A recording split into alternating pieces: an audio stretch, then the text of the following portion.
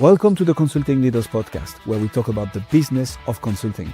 Whether you're looking to grow your practice or learn from the stories of leaders in consulting, you're in the right place. I'm your host, Guillaume Jouvencel, ex-PwC and co-founder of GHA Marketing. Join me as I interview the best consultants in their niche. Let's get on with the show.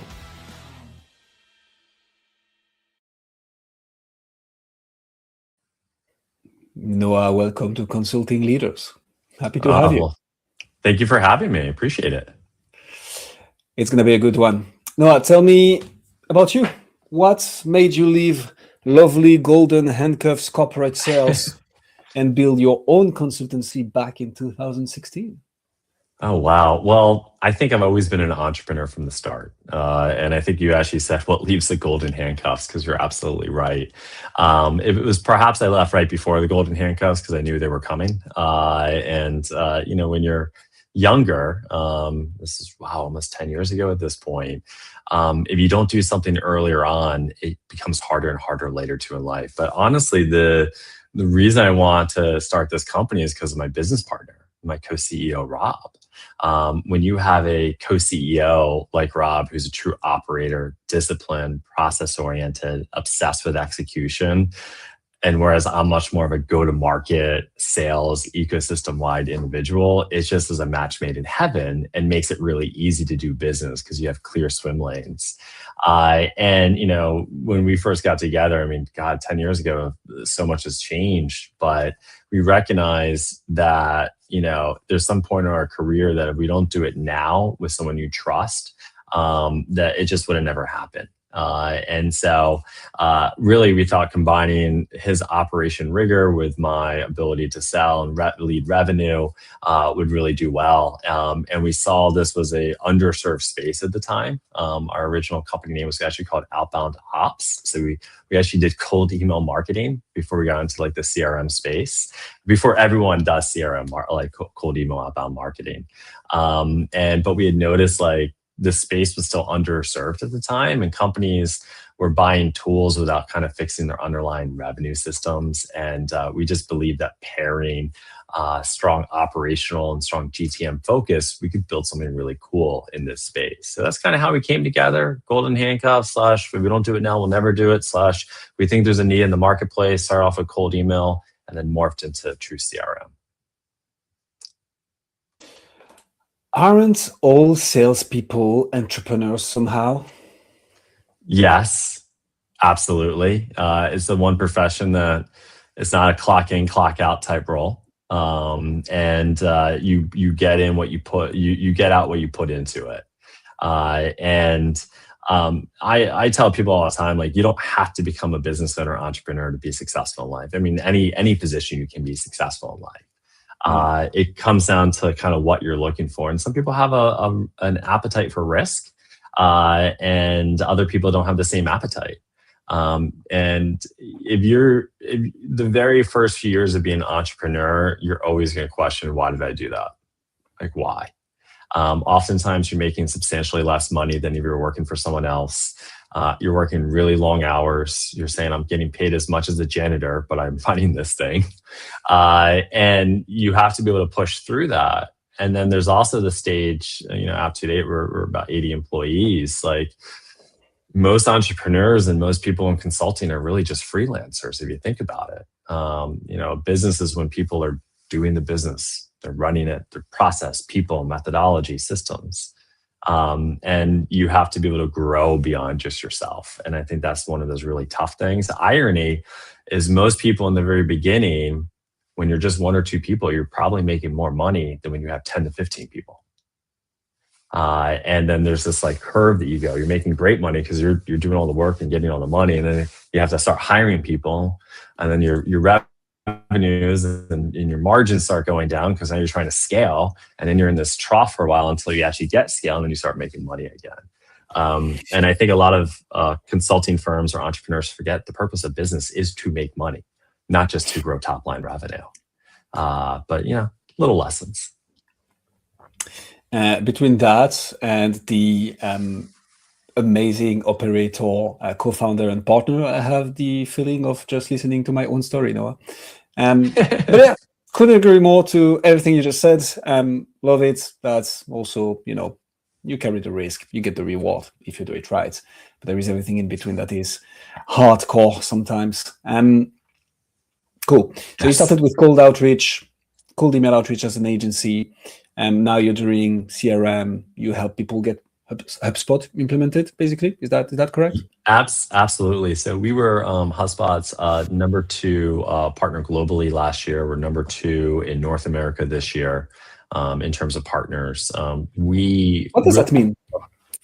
Yeah, so basically HubSpot ranks all the partners based upon both the amount of revenue you brought in, customer satisfaction, customer scores. We have one of the highest gross retention rates in all of HubSpot in terms of the work that we do. So people not only stay on HubSpot when they engage us, but they also expand with us in HubSpot. So there's a lot of different factors that kind of determine what the rankings are. Both globally as well as in North America. And there's about 7,500 partners throughout the world. So globally, we're still in the top 10, North America number 2 in terms of the rankings from HubSpot. And yeah, what we focus on is we made a decision years back when we were doing both Salesforce and HubSpot to say, hey, this is where we believe the market's headed towards HubSpot. And we could build a really strong practice around HubSpot deployments and implementations, especially as they go up market. And we recognized early on where kind of the puck was headed, and said, let's, instead of trying to divide ourselves over multiple different platforms where you become, as the phrase, you're just a jack of all trades but master of none. We said, let's really master HubSpot and build that expertise. And we work with thousands of customers now. So most clients, I would say, don't have quote a HubSpot problem. They have a revenue architecture problem. It doesn't matter what system you use. And so oftentimes what we notice is we transition from, helping people set up these campaigns to actually helping them manage their CRM and their systems. So in HubSpot, you got Service Hub, you got Sales Hub, you got Marketing Hub, you got Data Hub, you got these different hubs. We noticed there was this misalignment between sales and marketing. These disconnected systems, companies simply don't trust their data is messy, it's expensive to make change, leadership doesn't have the visibility they want.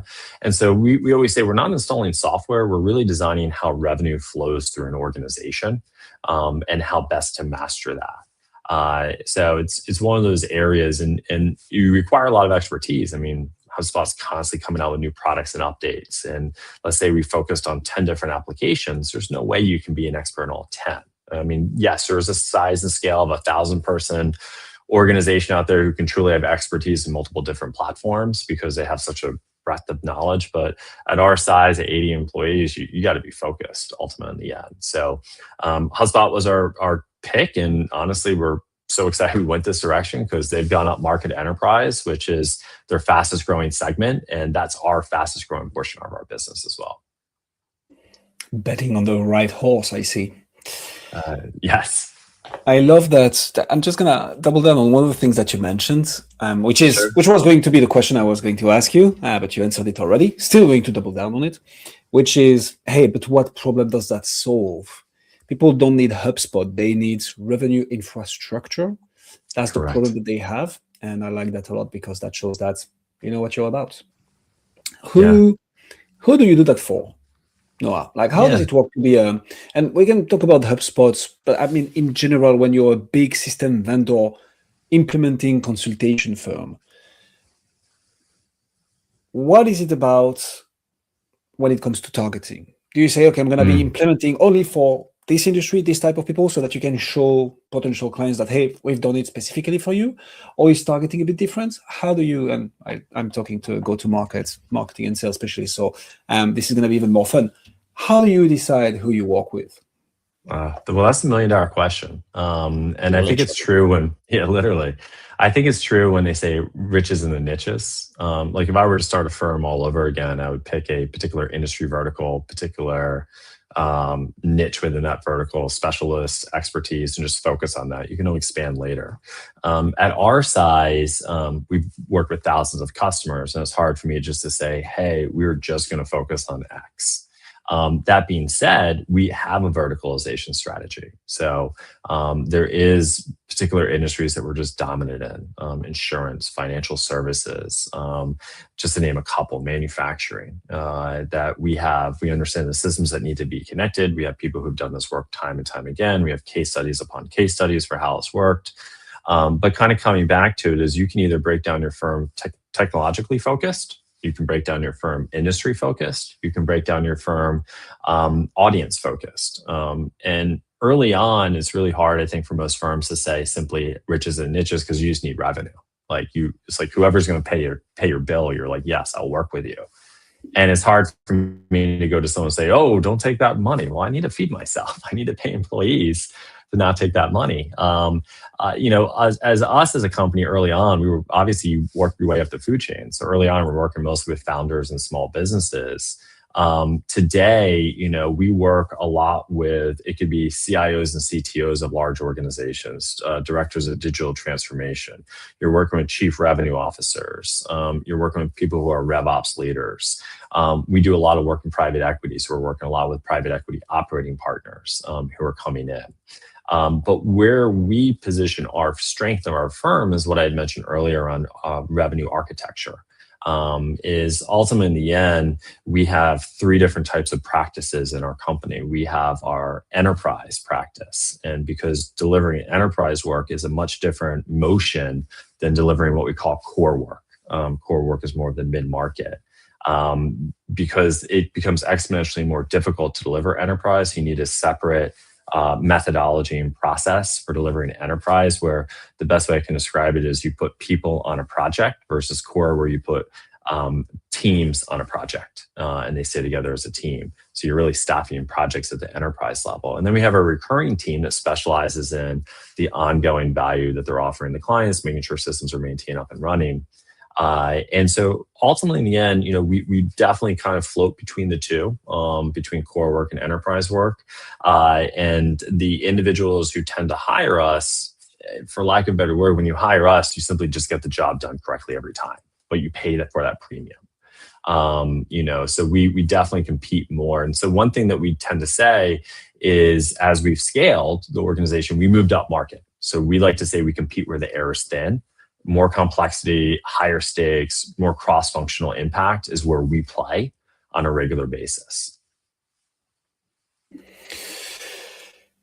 I love this. When you start out, I have to put it here because I just love the saying, but when you start out, you indeed take anybody with a pulse and a credit card, and pulse is optional because you need to feed families. And I like oh my God, this is so good. I rarely get to talk about the marketing agency business model. I think going up market is the best way to grow anyways. You start with, you need to prove, right? You need to work for the people you have access to, build credibility and work your way up, which makes sense. I think it's interesting, your model, because you're immediately associated with a well-established brand as well. So that might help. At the same time, if you make the choice of, hey, we are official HubSpot partners, but maybe not Salesforce. I don't know, just throwing a random other one out there. But that's riches are in the niches. I like that. Correct. Yeah. Talk to me about go-to-market, Noah. How do you market? How do you brand? How do you get now to CIOs, CTOs of larger companies to knock at your door being like, I'd like to know more? So there's a couple of different ways. So there's two different ways we primarily get customers. One is obviously organic. So that's showing knowledge. Those are webinars. Those are events and conferences we go to.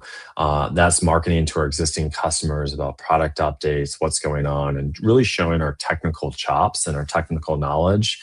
AEO has become a much bigger thing. So we invest a lot into marketing to make sure we have the right content out there. And we also make sure we have the right content for our sales team. So as they're doing outbound or they're talking to individuals, they're getting that type of relationship going with content that's going to show value for who we are and what we do.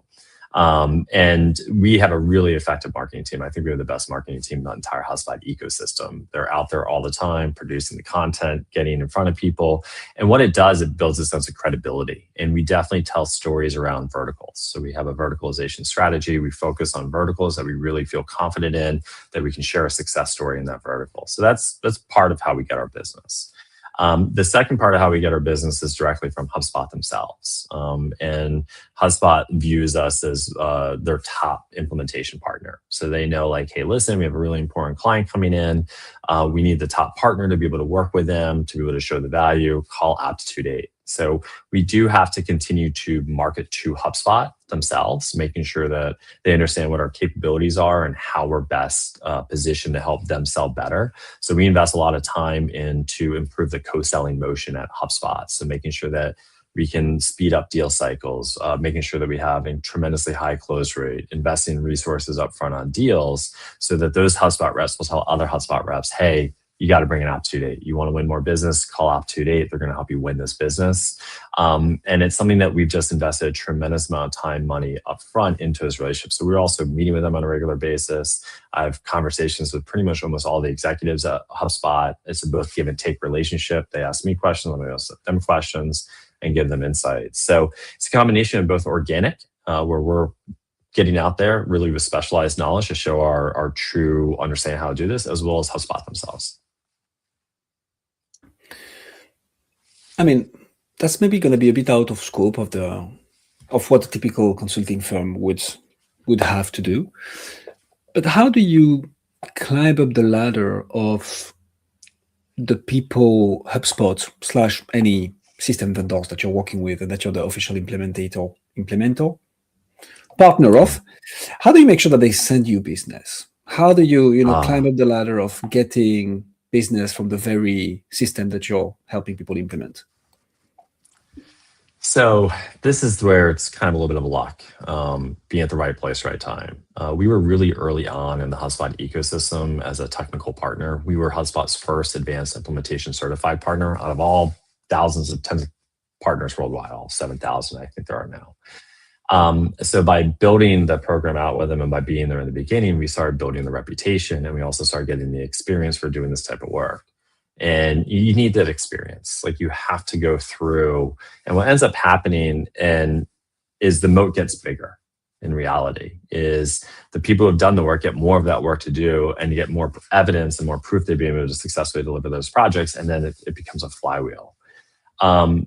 So someone coming brand new into the ecosystem, it's going to be a long slog. I don't really quite know how to break into it. The only way you could possibly break into it is if you have a true niche that someone else doesn't have. It's an industry vertical that you're able to do better than anyone else, maybe a technology that certain companies integrate with, or some unique knowledge that you're able to demonstrate that you can do this better than anyone else in the ecosystem. Is probably the only way that you can actually break in to start getting those opportunities directly from HubSpot, because we have relationships with some HubSpotters back since 2016, 2017 are still there. That we've built these relationships over so many years. So it's something that you want to do, but before they're going to give you a single opportunity, there's so many other pieces. You have to have an awesome co-selling motion. You have to have your sales down locked. You have to understand what's valuable to them. You have to understand how you're going to help them win the deal. You have to treat HubSpot like a customer. We talk about it internally all the time at our organization.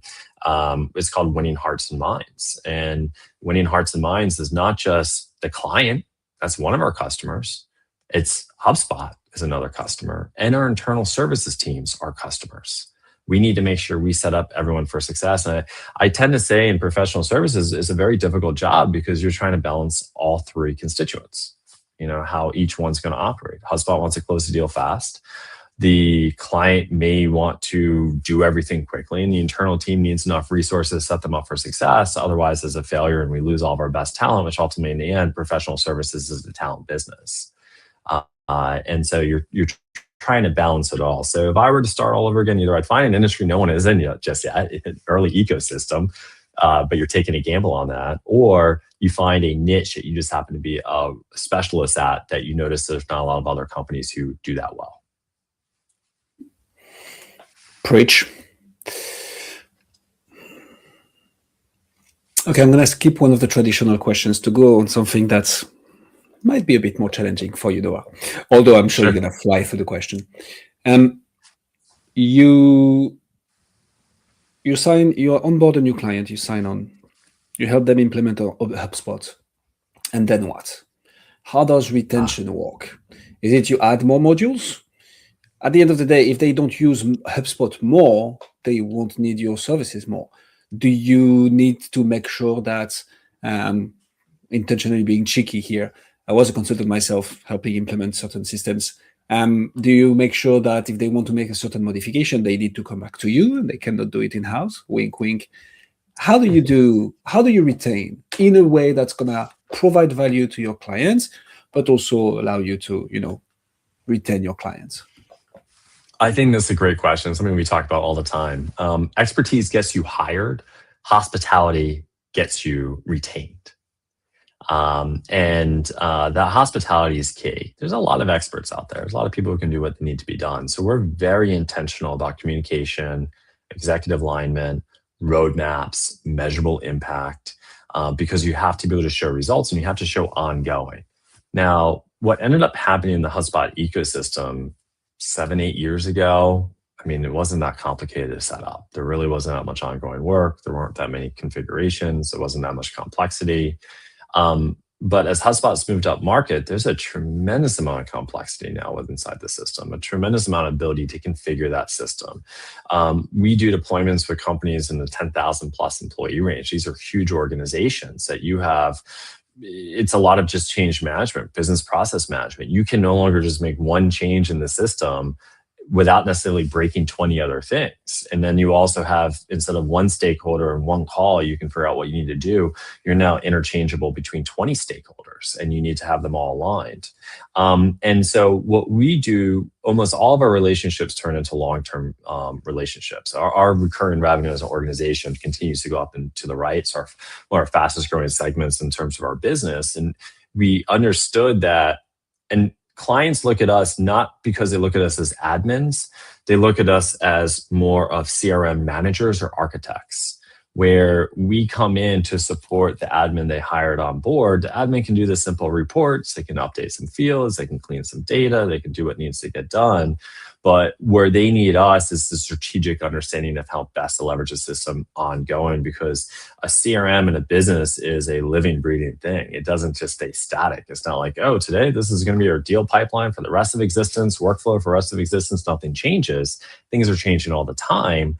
And they look to us as that sense of continuity, that no matter what changes, there will always be someone there to help. So no, we're not being perhaps hired, quote, full time to work on an FTE for our client post-project. That's a beautiful part about HubSpot, is the total cost of ownership is actually substantially less compared to a product like Salesforce, where you may need 2 devs and an admin full time. In HubSpot, you can have 1 admin and a part-time architect, which tends to be us, to support them.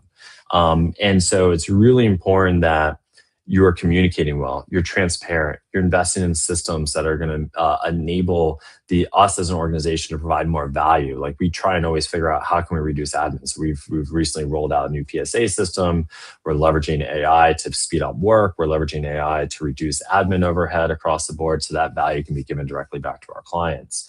But it's hospitality. It's how do you make that customer feel, and are also knowing what the impact that customer is. That point of contact, the person that you're engaged with, how are they being judged on their job? Are you helping them get better? Are you making them look good? Is a really powerful way of thinking about it, because it not only provides that empathy layer, but it also provides that layer of knowing what you should be working on next. And so, QBRs are important. It just runs the gamut in terms of it. So hopefully that kind of provide a little bit more framework around service plus hospitality. I love it. I'm saying this too much today, but it's genuine. What's the risk of running such a consulting practice, Noah? To give a bit of nuance to that question, when I was, and I'm going to need to be careful about what I say here, but when I was working with PwC, so we were obviously implementing the biggest systems in the corporate treasury space. They still are. I'm just not anymore.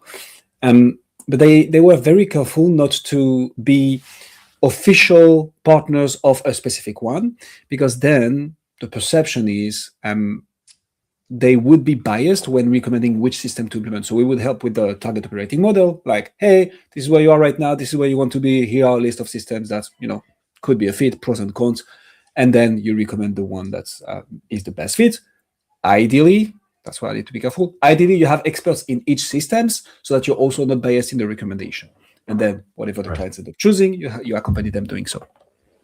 I'm asking you what's the risk because I can't help but think, what happens if tomorrow HubSpot loses in the AI battle against Salesforce and nobody wants HubSpot anymore? They want Salesforce. That's the risk that I perceive, but maybe I just don't know what I don't know. So that was a very long-winded question. I'm going to stop here. What's the risk of running such a business? I think you nailed it. I mean, if you say, hey, listen, we're focused on the technology versus a particular ICP. There's a company in the space, their ICP is the chief revenue officer. Yes, they're HubSpot partners or partners with other companies, but that's their ICP. So they're more agnostic when it comes to the technology. The risk there is they become diluted. In terms of the technology themselves, if you don't go deep into that technology, you don't necessarily have that muscle to exercise. That's a choice, like any business. I think ultimately in the end, like there's a risk to all businesses if you pick and choose a technology. And to a company like PwC or Deloitte and the rest of them, they're large enough that they can have practices across the board. They can have a Salesforce practice, a NetSuite practice. It doesn't matter. One way or another, they can have a practice and they can have this without having biasy towards like you got to move to one application or the other because they have all these individuals who can work across the board. And that's the advantage of a large organization. From our particular perspective, our value is the fact that we just know this so well. We're the number one company out there in terms of understanding HubSpot and what it can do for clients. And because we live, eat, and breathe it every day, we see all the product updates. We're developing tools to help our clients use HubSpot better. We're not distracted by things outside of that. So in some sense, it's a gamble. HubSpot loses the AI race, people stop buying HubSpot, but the same gamble can be said for any of these applications and software out there. The one advantage of a professional services firm in reality, you can kind of float whatever wave is out there. Instead of being a lighthouse where you're stuck in one particular area, we're kind of a boat. We can continue to float where it needs to go. So we do need to switch. We can without necessarily feeling stuck. But I think from our particular perspective here, my perspective on this is it's better to focus on one particular area. There's less risk than it is to try and dilute your expertise across too many areas. And then clients don't know, what type of restaurant I'm eating at. I guess a good analogy is like when we were splitting Salesforce and HubSpot, people would come to us, be like, well, are you experts in Salesforce? Are you experts in HubSpot? How does your branding and positioning play? And it's kind of like, hey, maybe you have a Chinese food restaurant, an Indian food restaurant. But they could both be great, but it's confusing as heck to the customer. The customer's like, how can you be the best in the world at HubSpot and this at the same time? So it's kind of the positioning as well. So there's pros and cons to really focusing and tying to one versus the other. That makes a lot of sense. We're going to wrap up this interview, Noah, with another tricky question. What's your number one challenge? I mean, you're associated with a CRM that is growing. They are expanding into enterprise level deals, which is good for you. You moved from email marketing to CRM implementation. Revenue infrastructure solutions is much more fancy. What's your number one challenge now? What's the one nut that you're trying to crack that once you crack, you're going to take the thing to the even next level? What would that be? Sure. So really next level is how do you leverage AI to speed up deployments and reduce cost? And I think in our industry as a whole, so we've invested tremendous amounts. So there's two different ways that professional services were approaching AI. One is outward and one is inward. What I saw is most organizations were focused as a professional services outward. How can I help this company leverage X AI tool? How can they use this within the platform? How can they use this? And we kind of took the philosophy, no, let's focus on inward. How do we build tools to make our teams more efficient? How do we improve how we get work done? How are we doing this to deliver work faster? How can we systematically get the same amount of work done more efficiently for our clients leveraging AI?